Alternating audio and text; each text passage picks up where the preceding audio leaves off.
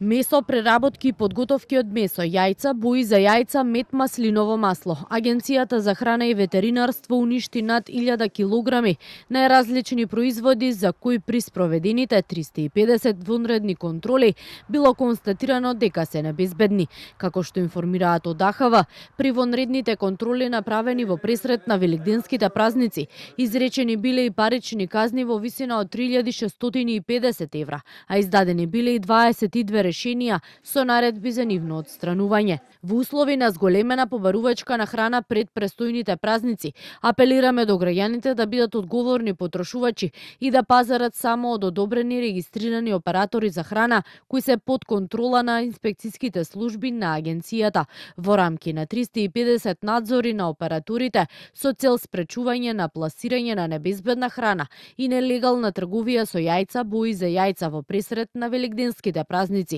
Како небезбедни уништени се 1230 килограми различни видови производи, се вели во соопштението на АХВ. Граѓаните кои ги анкетиравме велат внимаваат што купуваат, редовно читаат декларации, но според нив безбедносните протоколи во делот на храната би можеле да бидат поголеми. Обавезно, задолжително, од каде потекнува храната, рокот на траење би ми се погодило да враќам, храна со неисправен рок, така да тој работи се најосновните што ги проверувам. Мислам дека може би многу подобри безбедносните протоколи за храната и проверките. Во суштина да.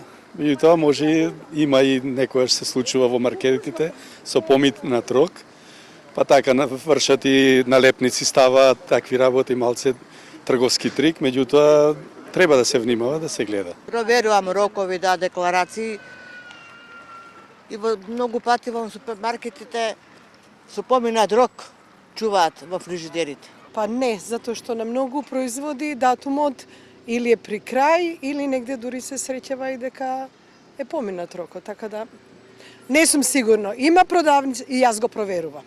И декларациите? Да, читам. Меѓутоа, потеклото, дали е тоа точно, се оставаме на совеста на тие што ни го увезуваат, поготово за увезеното. Од АХВ меѓу другото апелираат граѓаните внимателно да ги читаат декларациите на производите, да се проверува рокот на употреба, како и местото и температурата каде се чуваат одредени производи.